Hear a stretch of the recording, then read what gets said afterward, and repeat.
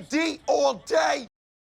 I said before that one of the reasons slope-intercept form is so useful is because it allows you to quickly visualize or describe what a line looks like. And oftentimes with coordinate geometry, they are testing your visual spatial reasoning as much as they are your mathematical reasoning. So let's draw some lines and let's see what we can infer about them just from the picture. So say I have a coordinate plane. I have two lines, A and B. So we'll say A looks like this. And then B looks something like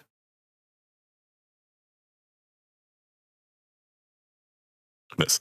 So both of our lines here, they are rising from left to right. So that means they have a positive slope. So I can say, based on looking at this, A has a positive slope, B has a positive slope. But I can also say that line A, since it is steeper than line B, it is rising at a greater rate than B is rising. That means A has a greater slope than B. Now, I have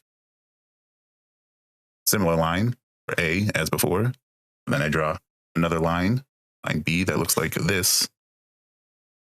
So A is positive, but B is now falling from left to right. And so that means B has a negative slope, which of course, since A is positive and B is negative, A still has a greater slope than B.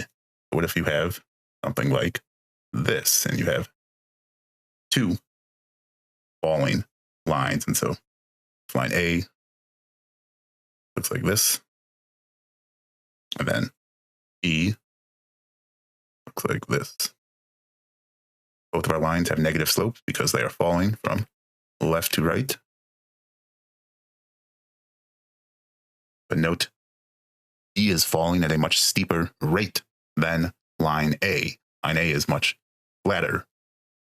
But we don't necessarily know how much steeper B is or anything like that. But think, so if B is falling at a steeper rate, that means the slope for line B is more negative, which means in this case, it is still the case. A has a greater slope than B, but that is just because A slope is less negative, which means greater. So that's something to keep in mind. Let's talk about some common exceptions or unique situations. What if you have two lines like this that have the same slope? Well, that would mean they would never intersect with each other. And so that means those two lines are parallel to each other. So two lines that have the same slope are parallel to each other. They don't intersect. And then the one sort of exception to the exception would be if you have two lines that are literally the same line. In that case, they'd be on top of each other. So I don't know if you would call that those two lines parallel because they're literally the same line. And so in that case, they would have to have the same slope and the same y-intercept. For every other case, though, of two distinct lines, if they have the same slope, they are parallel to each other. What if you had something like this, just a horizontal line? So this, as an equation, might look something like this. I might just say, y is equal to 5, because a horizontal line has no slope, right? It is neither rising nor falling at any rate. And so if you think of y equals mx plus b format, if you have a slope of 0, if you plug 0 in for x, that just gives you y is equal to b. And so in this case, 5 is your y-intercept. And so you have a horizontal line, your slope is 0, and you just get something like this. And then there's also the case, does not come up as often, but if you have a vertical line, that has a slope that is undefined. Let's do a GMAT problem involving the drawing of some lines. Lines M and N lie in the xy plane. If M's y-intercept is greater than N's y-intercept, does M have a greater slope than N? So a note here, so it's a data sufficiency geometry question, but they do not give me any numbers. They don't give me any coordinates. They don't give me any equations. They only give me these sort of descriptive statements. And so based on that, I'm either going to have to be able to visualize things in my head, which I'm not good at, or be able to draw possible lines. And so if on data sufficiency, I'm always trying to prove insufficiency when I am testing numbers, or in this case, testing drawing examples. I'm trying to come up with one case where m has a greater slope than n. And then I want to be able to draw another case where m doesn't have a greater slope than n.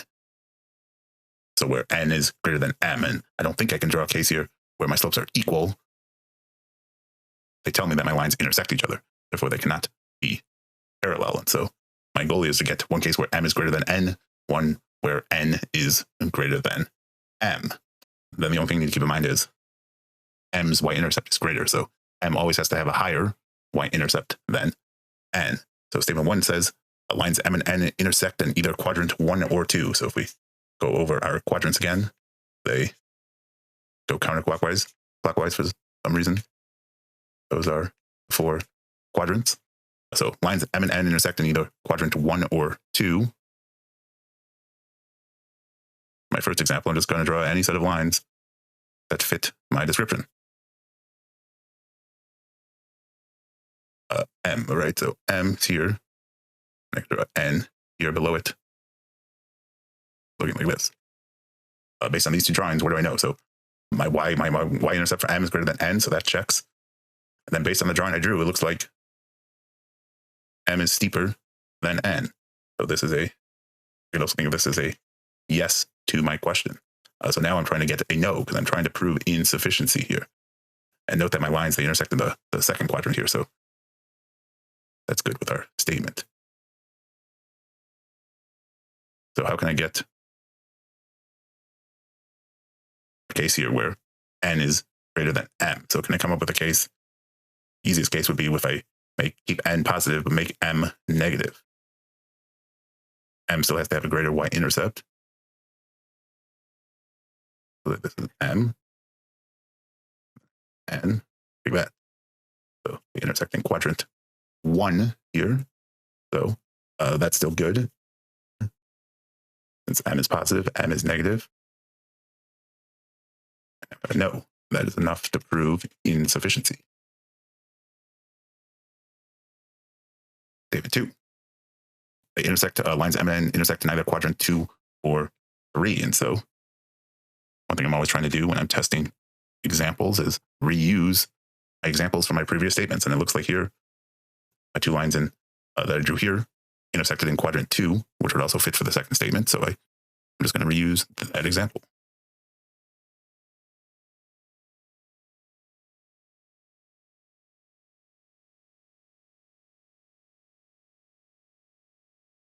So in this case, both are positive, but m is deeper or more positive.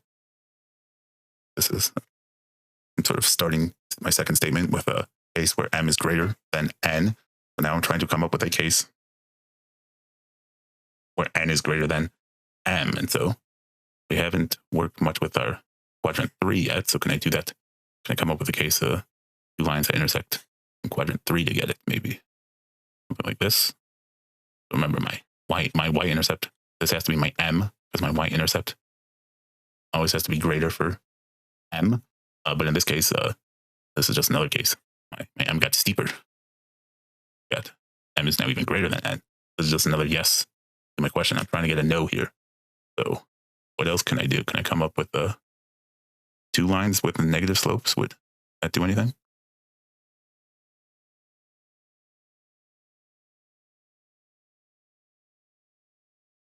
So here, this has to be my m. This has to be my n.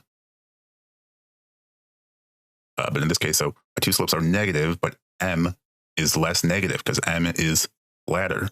So less negative means greater. So this is just another case where m is greater than n. And based on here, no matter how hard I try, I cannot get a no here, which is how I end up saying sufficient when I'm testing numbers or testing examples. If I want to, I'd probably stop here, but if I had the time and could try one more example, I'd probably say, okay, how about something where it looks like I don't have a case where both the y-intercepts are negative. So can I put 2 y-intercepts down here and somehow get it? I don't think I don't think this is going to help much.